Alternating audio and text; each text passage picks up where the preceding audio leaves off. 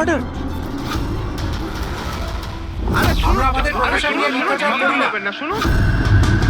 ইলেশ বাবু, আপনি ঠিক আছেন তো? এই চেয়ারটা হাওয়ায় কি করে ভাসছে? কে ওখানে? ইলেশ বাবু! উনি বাড়িতে তো ঢুকেছিল, এই দেখুন ওর জুতো ছাপও ফেলে গেছে। স্যার এই চিহ্নগুলো নীলেশের জুতোর নয় তো?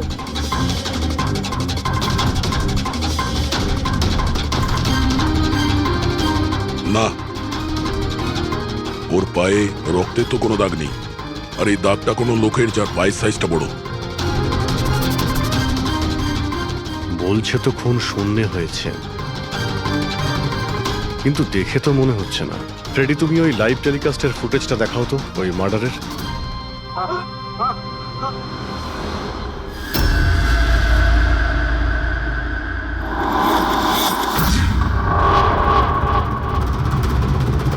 চেয়ার হাওয়াতে, ছুরিগুলো সব হাওয়াতে। স্যার, আবার ওই জোরাবারের সেই আত্মার ঘটনাটা সত্যি নয় তো? আরে ফ্রেডি, তোমার এই বাজে গল্প বন্ধ করো তো। ছুরিটা তো একদম নর্মালি মনে হচ্ছে, কোনো মেকানিজমও নেই। শূন্যে ভাসলো কি করে? আর বাইরে পালানোর সময় কেউ কাউকে দেখেও নি। স্যার, আবার জাদু নয় তো? আরে জাদু মানে তো মানুষকে বোকা বানানো, তাই না? কোনো না কোনো টেকনিক থাকে, মেকানিজম থাকে। এখানে তো কিছুই নেই। আচ্ছা, ওই জোরাবরের শোয়ে যত লোক এসেছিল প্রত্যেকের লিস্ট বের করো।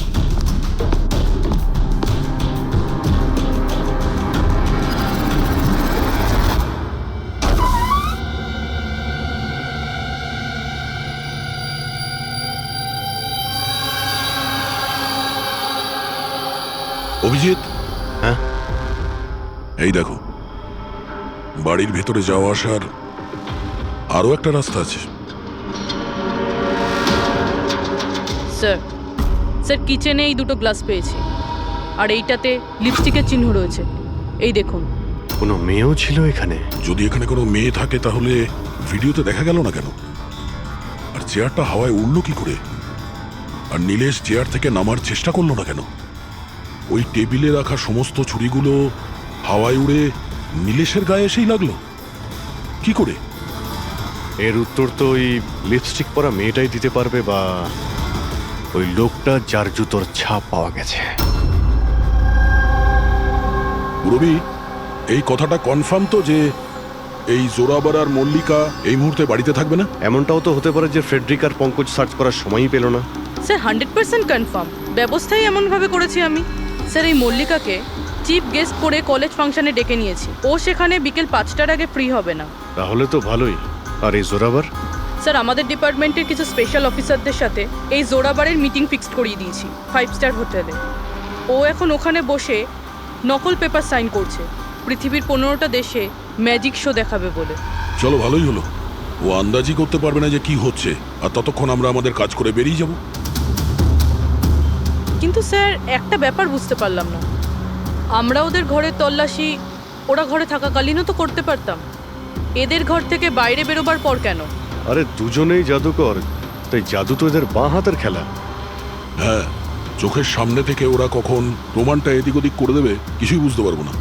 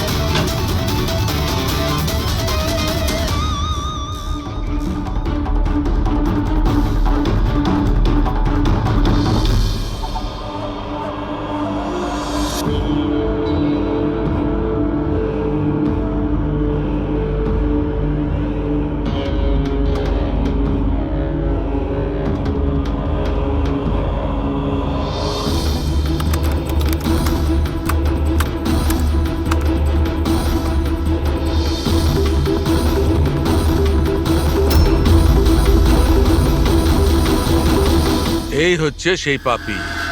আরে বাহ ডক্টর সালুখে, এত তাড়াতাড়ি খুনির খোঁজ পেয়ে গেলেন। এবার চটপট করে নামটাও বলে দিন। জোরাবার বা মল্লিকা, এখন এই দুজনের মধ্যে আসলে কে খুনি এটা জানা বাকি আছে। এ আবার কেমন কথা হলো? এই কথাটা এই জন্য বলছি যে এই যে 5টা ছুরি আছে না, এর ওপর জোরাবারের আঙুলের ছাপ আছে।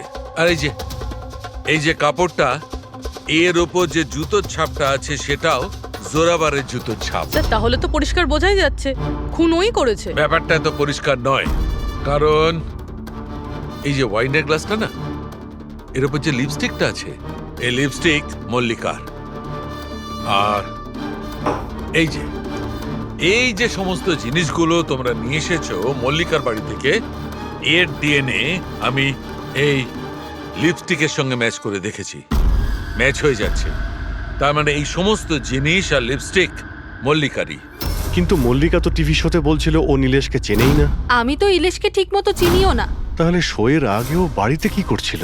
আর এই জোরাবারের কাছে তো একটা কারণ ছিল, নীলেশকে মারার জন্যই। নীলেশ সবার সামনে ওকে অপমান করেছিল, হেনস্থা করেছিল। কিন্তু মল্লিকার কাছে কি কারণ ছিল? আর স্যার একটা প্রশ্নের উত্তর এখনো পাইনি। যদি জোরাবার খুন করে তাহলে নীলেশের বাড়িতে ওকে দেখলাম না কেন? এই জোরাবার আর মল্লিকা এদের দুজনকে বিরতে ডেকে আনো। আপনাদের সাহস কি করে হলো আমার বাড়িতে ঢোকার? তাও আমি যখন ছিলাম না তখন। আর আমার জিনিসপত্রগুলো আপনারা এলোমেলো করে দিয়েছেন। এবার আমি আপনাদের বিরুদ্ধে কেস করব, বুঝতে পেরেছেন? অপরাধীদের বাড়িতে ঢোকার জন্য সিআইডির কারোর কোনো অনুমতি লাগে না। আর এই কেসে তোমরা দুজনেই ফেঁসে আছো। তুমি আমাদের মিথ্যে কথা কেন বলেছো? এ তুমি নীলেশকে চেনো না? বলো। স্যার আপনি আমাকে এর সাথে 2 মিনিট দিয়ে দিন, তারপরে দেখুন এ সব কিভাবে বলে। এবার কি আপনারা আমার গায়ে হাত তুলবেন? না, আমরা তো এটা চাইছিলাম না, কিন্তু যদি আপনাদের দুজনের ব্যাপার হয় তো চলো দয়া। না না থামুন, আমি আপনাদের সব সত্যিটা বলছি। এটা সত্যি যে আমি ইলেশের সাথে দেখা করতে গিয়েছিলাম। অ্যাকচুয়ালি আমি ওকে অফার দিতে চেয়েছিলাম, কারণ আমি জোরাবারকে অনেকদিন ধরে এই ধূলিসাৎ করে দেওয়ার চেষ্টায় ছিলাম। বাট ট্রাস্ট মি, এই খুনটা আমি করিনি, আমার কোনো হাত নেই এতে। আমি আগে থেকেই জানতাম আমার শোটা নষ্ট করে দেওয়ার জন্য তুমিই ওকে টাকা দিয়েছিলে। ওর সাথে আমার কোনোদিন দেখা হয়নি। আমি সেদিন ওকে তোমার শোতেই প্রথম দেখলাম, আর তারপরে আমি ওর সাথে দেখা করতে গিয়েছিলাম। কিন্তু আমি এটা জানতাম না যে তুমি ওকে মেরে ফেলবে। আমি ওকে মারিনি। বলে জোরাবার তোমার আঙুলের ছাপ ওই ছুরিতে কি করে এলো? স্যার মনে হয় আপনার কোনো ভুল হচ্ছে। তোমার নাম জোরাবার? আগে না স্যার, তাহলে কিন্তু চুপচাপ ওখানে দাঁড়িয়ে থাকো, যখন জিজ্ঞাসা করা হবে তখন বলবে। তাহলে জোরাবার এবার বলো কি করে খুন করলে? আমি এই মার্ডারটা করিনি। তোমার বলাতে কিছুই হবে না, আদালত প্রমাণ চাইবে, প্রমাণ যেটা তোমার বিরুদ্ধে। আমার বিরুদ্ধে কোনো প্রমাণই নেই, কারণ আমি একই সময় 2 জায়গায় উপস্থিত থাকতে পারি না। তার মানে? মানে হলো স্যার, যে সময় ইলেশের মৃত্যু হয় ঠিক ওই সময় দিল্লিতে উনি জাদুর শো করছিলেন।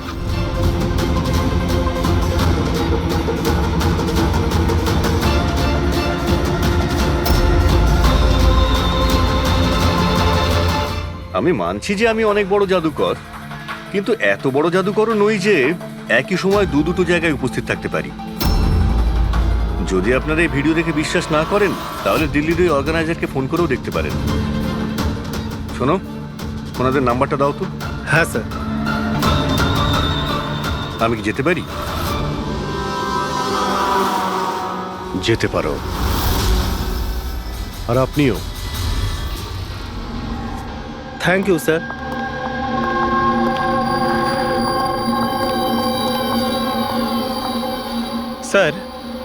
স্যার অডিয়েন্সে যত মেম্বার ছিল সবার মোবাইল লোকেশন ট্র্যাক করেছি। স্যার যেই সময় নীলেশ মারা যায় ওর বাড়ির আশেপাশে কেউ ছিল না। আমার তো এই জোরাবারকেই সন্দেহ। আপনি এই একটাই প্রশ্ন 1000 বার জিজ্ঞেস করলেও আমি একই উত্তর দেব। আমি বুঝতে পারছি না যে সিআইডি ওই খুনিকে খুঁজে বার করতে এত দেরি কেন করছে। আমি জানি ওই আত্মারাই ওকে খুন করে ফেলেছে। আমার শোতে আমাকে অপমান করেছিল এই লোকটা। তো যেমনটা আপনারা দেখতে পাচ্ছেন, ইনার কথা অনুযায়ী ইলেশের খুন হয়েছে ওই আত্মাদের হাতে। তো এবার দেখার বিষয় হচ্ছে যে আপনাদের কি মনে হয়, ইলেশের খুন কোনো আত্মারা করেছে নাকি কোনো মানুষের কাজ? যত সব বাজে কথা। স্যার স্যার এই নীলেশের মৃত্যুর পর তো জোরাবার তো ফেমাস হয়ে গেছে। এর কাছে দেশ বিদেশ থেকে প্রচুর শোয়ের কল আসছে। শুধু তাই না, এর ফিজও দ্বিগুণ করে দিয়েছে। আচ্ছা, জোরাবারের তো খুব লাভ হয়েছে এই নীলেশের মৃত্যুতে। এই জোরাবারকে ধরতে গেলে এই নীলেশের পুরো ঠিকুজি কুষ্টি বের করতে হবে। হঠাৎ করে ও জোরাবারকে নিয়েই কেন পড়লো? আর স্যার, নীলেশ তো ছোট একজন সাংবাদিক, কোনো সামান্য একটা পত্রিকার জন্য লিখত। আর স্যার ওর অবস্থাও খারাপ। ছোটখাটো সাংবাদিক, আর অবস্থাও ভালো নয়। যদি মল্লিকা নীলেশকে না বলে থাকে যে জোরাবারকে বরবাদ করার জন্যে, তাহলে এর মধ্যে জড়ালো কি করে? এবার ব্যাপারটা মাথায় ঢুকছে। এই নীলেশের অফিসে গিয়ে সার্চ করি।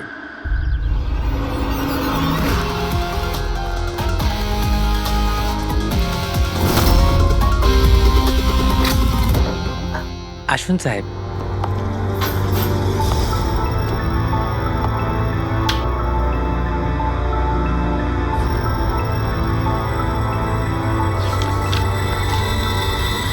সাহেব, আপনারা আসতে বড্ড দেরি করে ফেলেছেন।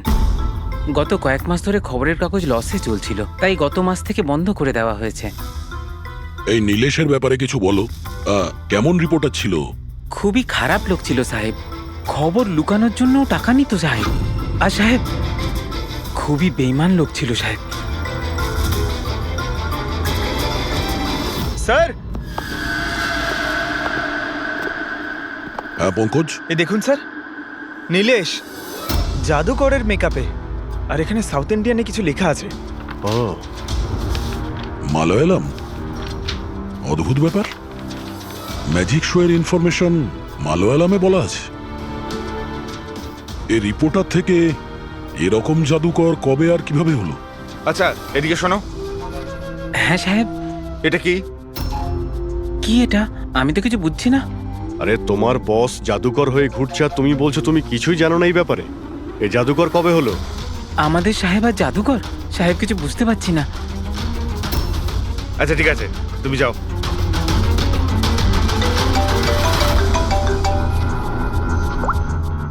হ্যাঁ পূর্বী।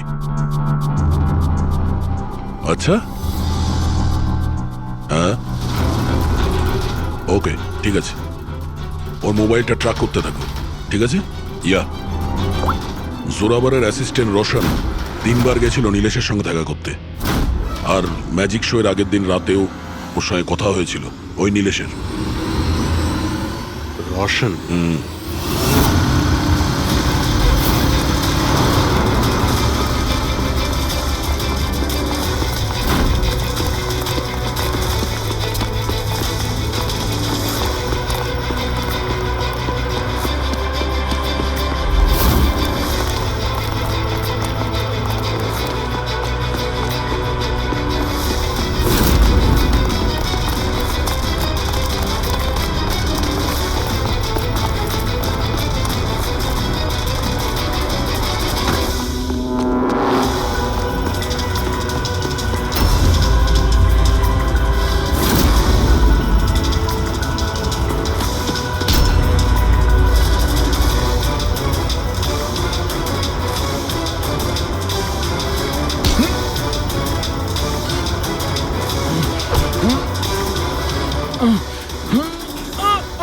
এত জোরে দৌড়লে মাথা ঘুরে পড়ে যাবি, বুঝলি?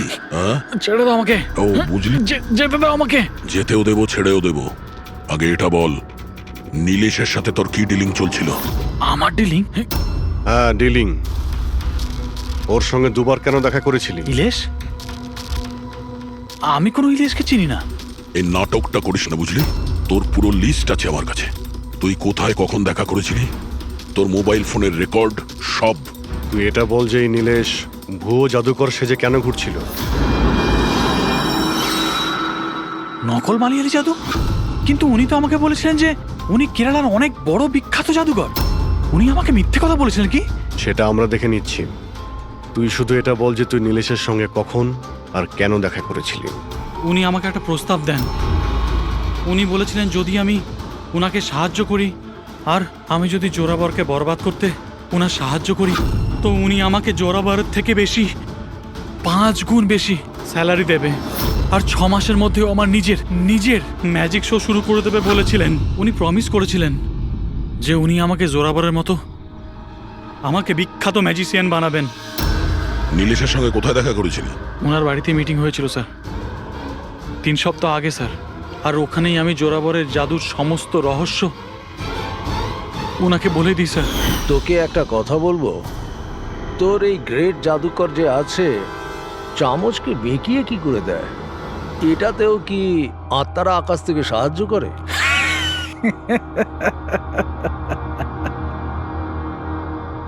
আরে ইলেশ বাবু, কোনো আত্মা টাত্মা নেই।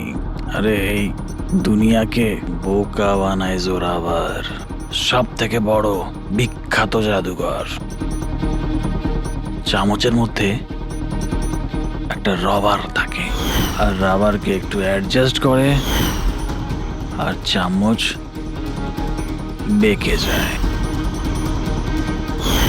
আরে বাপরে, এইভাবে ঠকায়?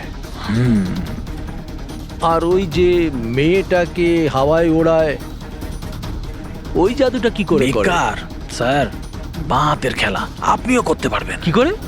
মেয়েটা যখন টেবিলের উপর শুয়ে পড়ে, যে টেবিলটা থাকে না, ওই টেবিলটার সঙ্গে যুক্ত থাকে একটা লোহার রড। এবার আপনি বলবেন যে লোহার রড তো দেখা যায় না। কি করে দেখা যাবে? চাদর দিয়ে ঢাকা থাকে না লোহার রডটা। জোরাবর যেই মুহূর্তে স্টেজে আসে জাদু দেখানোর জন্য, ঠিক সেই সময়ে চাদরটা ঢেকে দেওয়া হয়।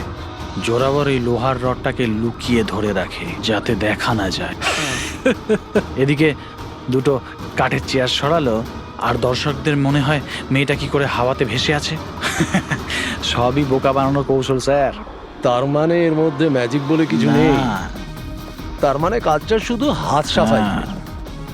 স্যার স্যার এসব বাদ দিন না স্যার, আপনি আমাকে এটা বলুন যে আমার ম্যাজিক শোটা আপনি কবে চালু করছেন? বলবে ব্রাদার, খুব তাড়াতাড়ি হবে। এই নীলেশ প্রথমে নকল জাদুকর সাজে, তারপরে কে মিথ্যে বলে বিশ্বাস অর্জন করে, আর তারপর জোরাবারকে ম্যাজিক দেখাতে বলে। হ্যাঁ, কি কারণ হতে পারে? ও তো সাধারণ রিপোর্টার ছিল, কোনো ম্যাজিশিয়ান তো ছিল না। হ্যাঁ, সাংবাদিক ছিল যে নকল জাদুকর সাজলো, আর জোরাবারের ম্যাজিক ট্রিকগুলো এই জোরাবারের আসল মুখোশটাকে খুলে দিতে চাইছিল না তো? এইসবের জন্য কি তাহলে স্ট্রিং অপারেশন করছিল? স্ট্রিং অপারেশন যদি এটাই হয়ে থাকে, তাহলে তো ওর বাড়িতে স্পাই ক্যামেরা থাকবে, ওর ঘরে।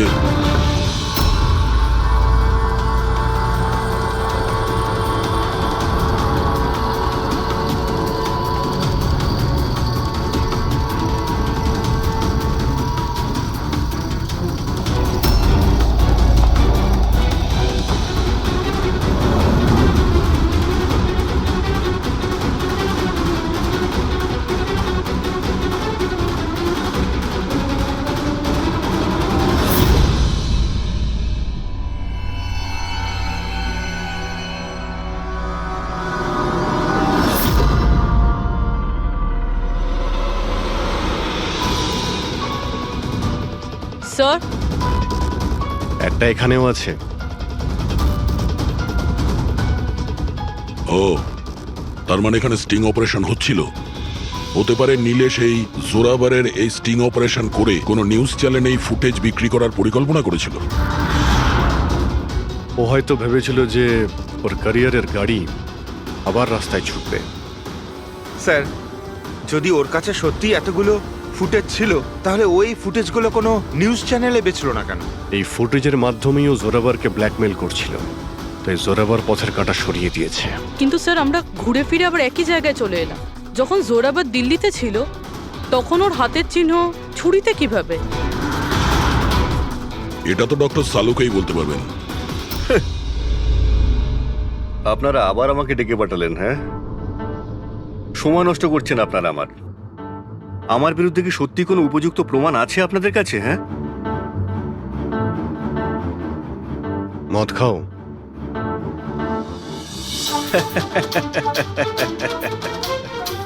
এবার আপনারা আমাকে মদ খাওয়াবেন? হ্যাঁ, সরি, দিনে আমি মদ খাই না কিন্তু। তাহলে কি রাত্রে খাও?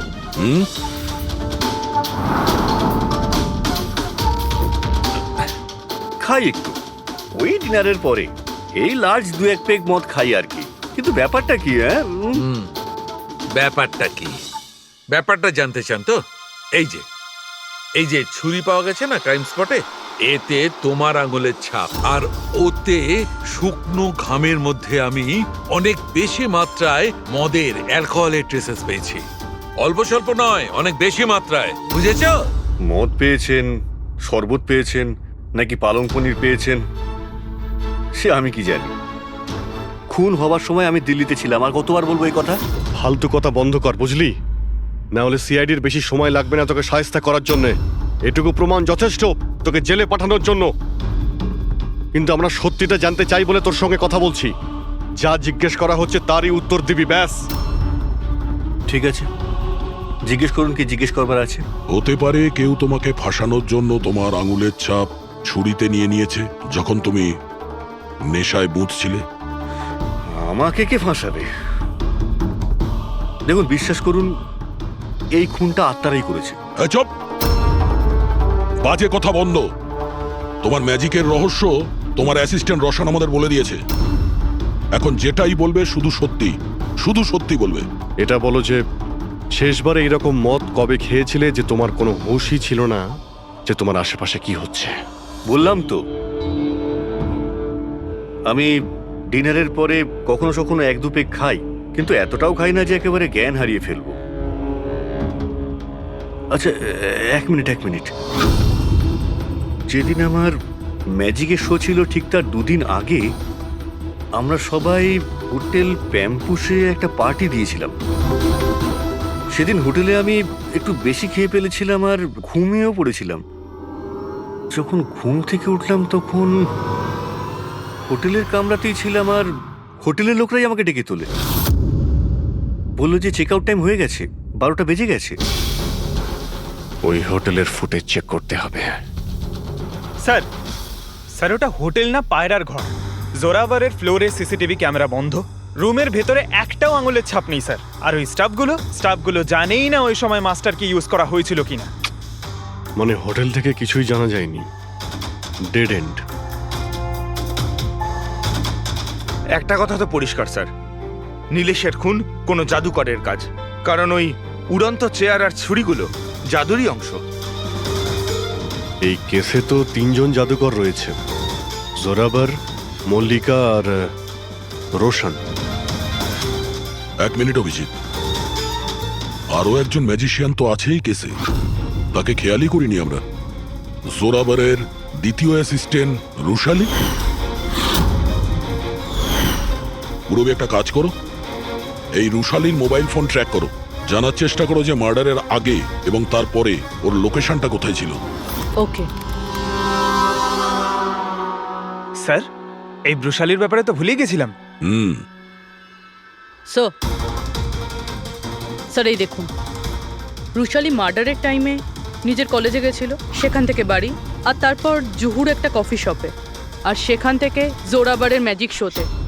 রুশালি লাস্ট 2 রাত্রির ওর কলেজে গিয়েছিল, রাত্রির 1টার সময়। 2 দিন ধরে রোজ কলেজে যাচ্ছিল, তাও আবার রাত 1টার সময়? এত রাতে ও কলেজে কি করতে গেছিল? মার্ডারের 2 দিন আগে ও হার্ডওয়্যারের দোকানেও খুব ঘুরেছিল। নীলেশের মার্ডারের পরে ওর লোকেশনটা কোথায় ছিল দেখো। স্যার ওর ফোন বন্ধ ছিল। ফোন বন্ধ ছিল?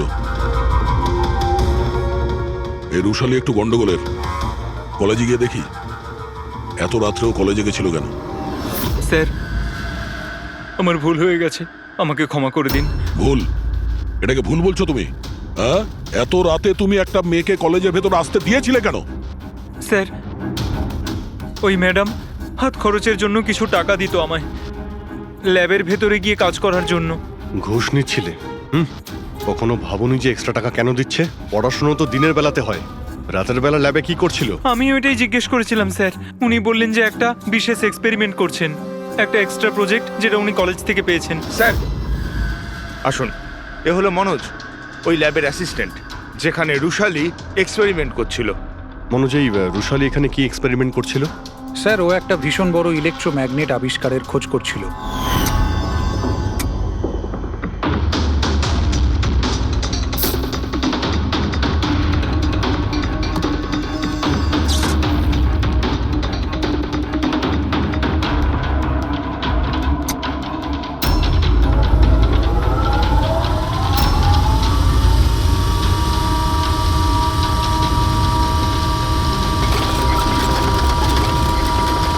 ইলেকট্রোম্যাগনেটের আবিষ্কার?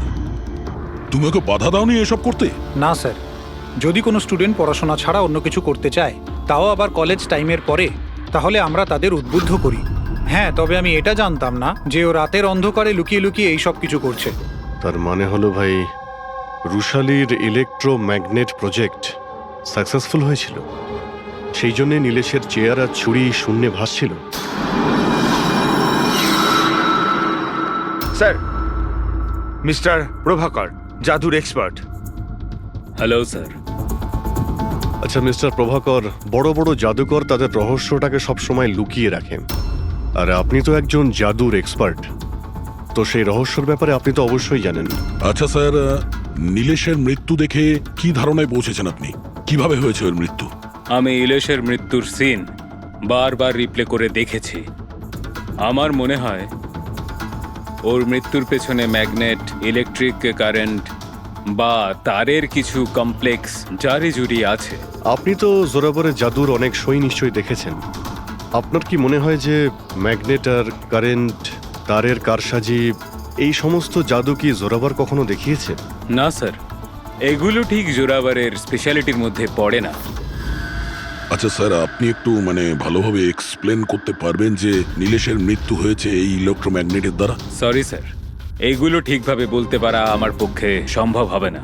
আচ্ছা, আপনি কি বলতে পারবেন যে এই সমস্ত কাজকর্ম জোরাবারের নয়, কারণ ও ম্যাগনেট আর এই কারেন্ট বা তারের ব্যবহার ঠিকমতো করতে পারে না? চুম্বকের ব্যবহার ও ভালো নাও জানতে পারে, কিন্তু ও ফিজিক্সে খুব ভালো, এই জন্য খুনি সেও হতে পারে। হয়তো চুম্বকের ব্যাপারটার জন্য ও কারোর সাহায্য নিয়ে থাকবে। কে ডেকেছে আমাকে এখানে? আমি ডেকেছি এটা জানার জন্যে তুমি নীলেশকে কেন আর কিভাবে মেরেছো। আমি কিছু করিনি। কিন্তু তোমার কলেজের ওয়াচম্যান আর ল্যাব অ্যাসিস্ট্যান্ট অন্যই কিছু বলছে। কে আছে ওখানে? সামনে এসো।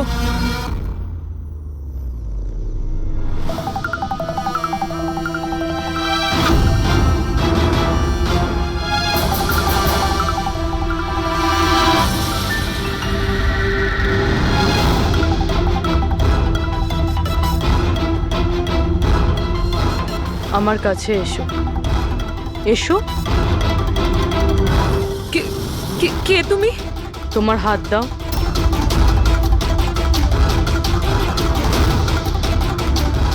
তুমি নীলেশকে কেন আর কিভাবে মেরেছো? আমি কাউকে মারিনি। তুমি সত্যি কথা বলছো না, তাই আমি বাধ্য হচ্ছি এরকম করতে। কিন্তু তুমি কে? আর এই মৃত্যুটার ব্যাপারে তুমি কিভাবে জানলে? এখন কি করবে তুমি আমার সাথে? এতটা নিষ্পাপ সেজো না।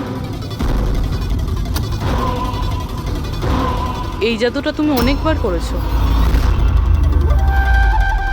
জোরাবারের সাথে, মনে পড়েছে? না, জাদু দেখানোর সঠিক বক্স এটা নয়। এতে আমার প্রাণও চলে যেতে পারে। না না, যদি তুমি সত্যি না বলো তাহলে এই বক্স তোমাকে টুকরো টুকরো করে দেবে, কিন্তু যদি তুমি সত্যি বলো তাহলে কিছুই হবে না। বিশ্বাস করো। চলো। না, ছেড়ে দাও আমাকে প্লিজ, আমাকে যেতে দাও। আমি কিছু করিনি। যদি তুমি কিছু নাই করে থাকো তাহলে তোমার কিচ্ছু হবে না। এসো, ভয় পেও না, এসো। না, হ্যাঁ আমি স্বীকার করছি যে এই মৃত্যুটার জন্য আমিই দায়ী। কি চাও তুমি? কত টাকা লাগবে বলো?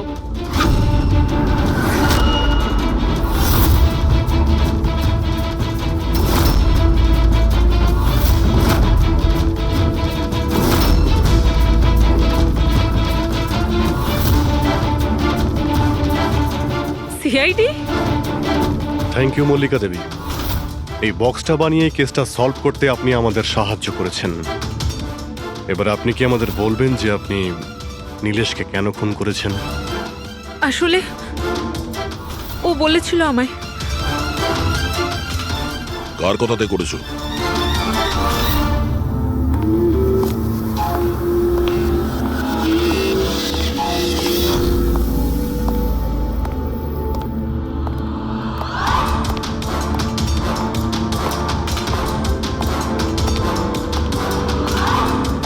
কেন ডেকেছো এখানে আমাকে? বলেছিলাম না যতক্ষণ কেসটা ঠান্ডা না হবে ততক্ষণ আমার সঙ্গে যোগাযোগ করবে না। না মানে আমি ও না, আমরা কন্ট্যাক্ট করেছি তোমাকে।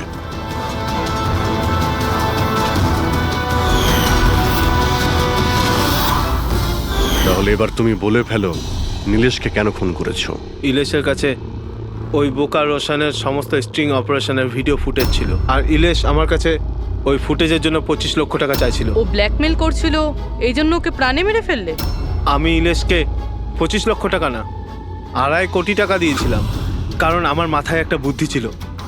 কারণ মল্লিকা কিছু মাস ধরে এনার ওপর, তো আমি ভাবলাম যে ইলেশকে ব্যবহার করে ইনাকে জাদুর দুনিয়ার সব থেকে বড় জাদুকর বানিয়ে দিই।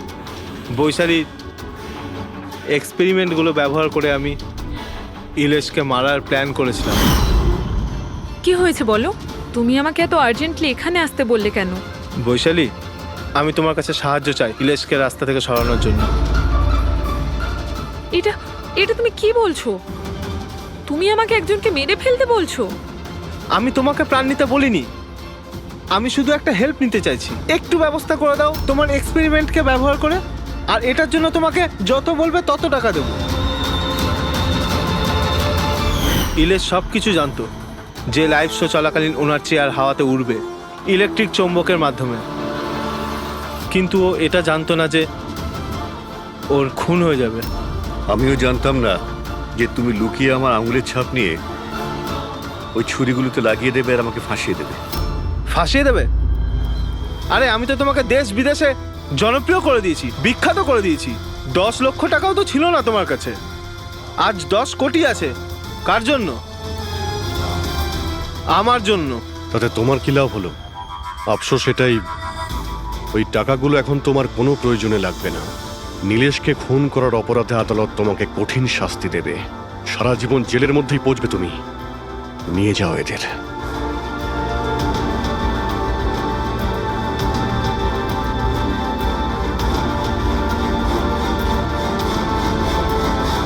Thank you so much sir.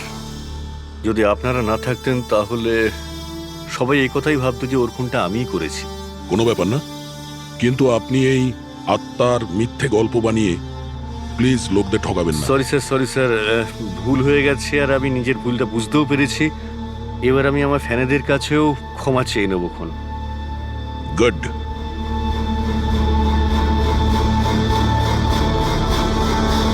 Sir, এনাকে আবার বিষ দেওয়া হয়নি তো? না ফ্রেডি, বীজ তো মনে হচ্ছে না। যদি বীজ দেওয়া হতো তাহলে পুরো শরীর নীল হয়ে যেত। এটা অন্য কোনো ব্যাপার। মনে হচ্ছে এই দাগ অন্য কিছু। তার মানে স্যার এই মৃত্যু নর্মাল নয়? মনে তো হচ্ছে সেটাই। এই দাগ দেখে মনে হচ্ছে যে মৃত্যুর কারণ খুব সাংঘাতিক। আর কারণটা কি এটা তো ফরেন্সিক ল্যাবে গেলেই বোঝা যাবে।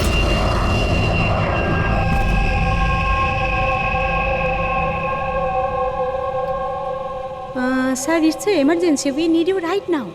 ওকে স্যার, প্যাসেঞ্জারের অবস্থা ভালো নয় স্যার। স্যার প্লিজ আপনি চলুন। হ্যাঁ স্যার। স্যার উপরে।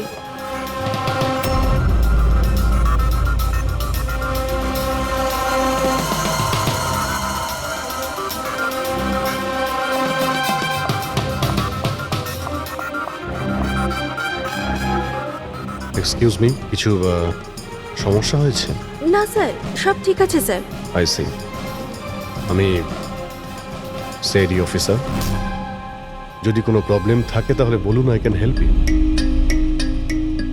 স্যার আপনি আমার সাথে উপরে চলুন। This way sir. উনি সিআইডি অফিসার। স্যার এই প্যাসেঞ্জারের অবস্থা খুব খারাপ হয়ে যাচ্ছিল আর স্যার ওনারা দুজন হচ্ছেন ডক্টর।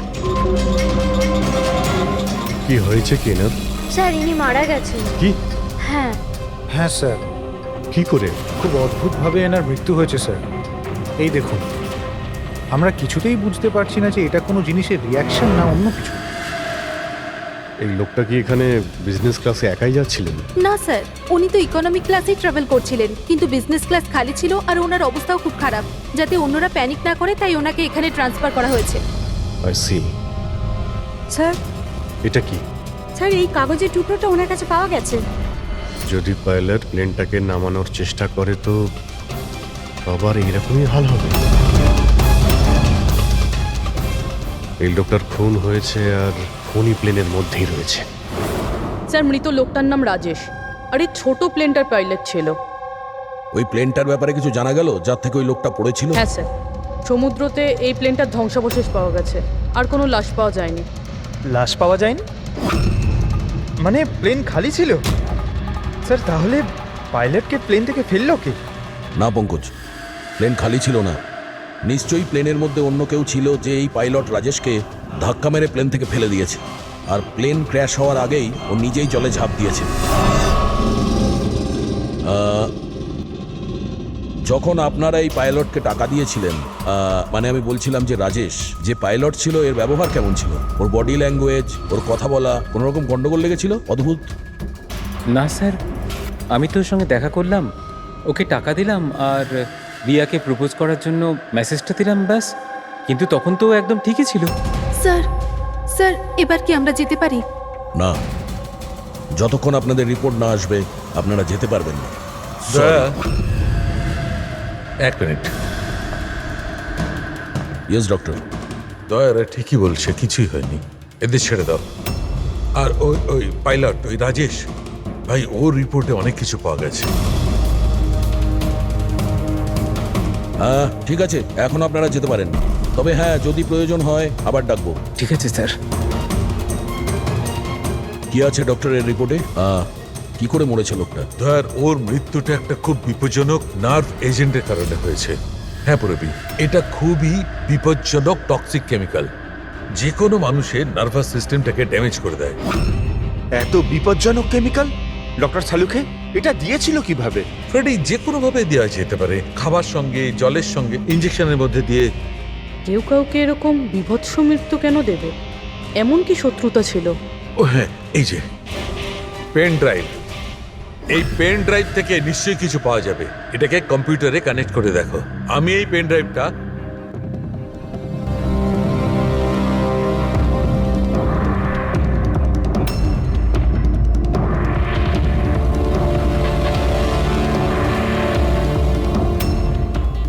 এতক্ষণে আপনারা নিশ্চয়ই বুঝেছেন যে আমি কি করতে পারি। আশা করছি আপনাদের মনোযোগ আমি আমার দিকে আকর্ষণ করতে সক্ষম হয়েছি। এটা তো শুধু একটা স্যাম্পল ছিল। এবার আমার কথা ভালো করে শুনুন। ফ্লাইট নাম্বার 471 এর একজন যাত্রী এতক্ষণে নিশ্চয়ই মারা গেছেন, আর অন্য বাকিরাও সব একে একে মারা যাবেন, এমনকি তোমাদের সিনিয়র অফিসার অভিজিৎ। যদি তোমরা আমার বলা কথা না শোনো তাহলে। অভিজিৎ, একে ভালো করে দেখো তো। 8 ঘন্টার মধ্যে এই মেয়েটাকে খুঁজে আমার কাছে পৌঁছে দেবে, নইলে সমস্ত প্যাসেঞ্জার ওখানে পৌঁছে যাবে যেখান থেকে কেউ ফিরে আসতে পারে না। আর এটা তো সবে শুরু। অভিজিতের সঙ্গে সঙ্গে সমস্ত প্যাসেঞ্জাররা মারা যাবে যদি আমরা অভিজিৎকে না খুঁজে পাই। স্যার কিন্তু খুঁজবো কি করে? নাম অ্যাড্রেস কিচ্ছু নেই, আর শুধু 8 ঘন্টা বেঁচে আছে। এই মহিলা এর কাছে এত গুরুত্বপূর্ণ কেন? একবার যদি মেয়েটাকে ধরতে পারি তাহলে জানতে পারবো যে এই মেয়েটা এত দামি কেন। এই মুহূর্তে আমাদের কাছে সময় নেই, একটা কাজ করো, এই ফটোটা লোকাল ইনফরমার্স, পুলিশ স্টেশন আর সোশ্যাল মিডিয়ায় ছড়িয়ে দাও। খুব তাড়াতাড়ি এই মেয়েটাকে খুঁজতে হবে আমাদের। ততক্ষণে আমি অভিজিতের সঙ্গে কন্ট্যাক্ট করার চেষ্টা করছি। জানি তো এই ফ্লাইটে কি ঘটেছিল। ভয় পাওয়ার কোনো প্রয়োজন নেই, কোনো না কোনো রাস্তা নিশ্চয়ই বেরোবে। আপনি একটা কথা বলুন তো, গ্রাউন্ডে কারোর সঙ্গে যোগাযোগ করার কোনো রাস্তা আছে? প্লেনে ওয়াইফাই আছে, আপনি ওটার থ্রু কমিউনিকেট করতে পারেন। একটা কাজ করুন, এটাকে ওয়াইফাই এর সঙ্গে কানেক্ট করে দিন। স্যার, এটা কোনো ধরনের রিয়াকশন কি? দেখুন, যদি সংক্রামক হতো তাহলে হয়তো আমরা এতক্ষণে ইনফেক্টেড হয়েও গেছি বা হতেও পারতাম, আবার হয়তো মৃত্যুও হতে পারে স্যার। স্যার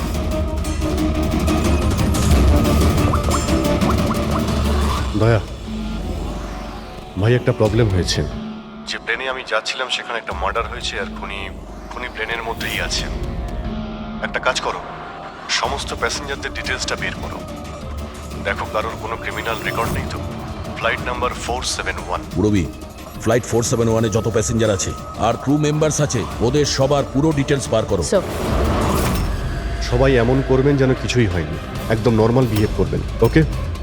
আর আপনি সিসিটিভি মনিটরে নজর রাখবেন, সমস্ত প্যাসেঞ্জারদের ফলো করবেন, কাউকে ডাউট হলে আমাকে বলবেন। Okay sir. ততক্ষণ আমি দেখছি এই লোকটার সঙ্গে কি হয়েছে। আচ্ছা, আপনারা খাবার দাবার কাউকে দিয়েছিলেন কি? হ্যাঁ স্যার, অনেকক্ষণ আগেই দেওয়া হয়ে গেছে। তো সবাই কি খেয়েছিল? বলা তো মুশকিল কে কি খেয়েছিল, তবে অনেকেরই খাওয়া শেষ হয়ে গেছিল। হ্যাঁ স্যার, যারা গ্যালির কাছাকাছি ছিল তারা নিজে থেকেই ড্রিঙ্কস নিয়ে খেয়েছিল। নিজেরাই ড্রিঙ্ক নিয়েছিল? ঠিক আছে, ওদের উপরে নজর রাখো, হয়তো ওরা কিছু মিক্স করেছিল বা করতে চলেছে। হ্যাঁ, কাউকে কিচ্ছু বলবেন না, কেউ যেন কিছু জানতে না পারে, তাহলে খুনি কিন্তু সতর্ক হয়ে যাবে। কোনো কিছু ডাউট হলে আমাকে ইনফর্ম করবেন, okay? Excuse me ma'am. Yes sir. আপনি যিনি মারা গেছেন তার পাশেই ছিলেন না? Yes sir. কাউকে সন্দেহ হয় আপনার? না স্যার, আমার কারোর উপরে সন্দেহ নেই, আর আমি তো কাউকে দেখিও নি। I see. আপনার নাম সোনালি, তাই না? হ্যাঁ sir. Carry on please. Thank you sir.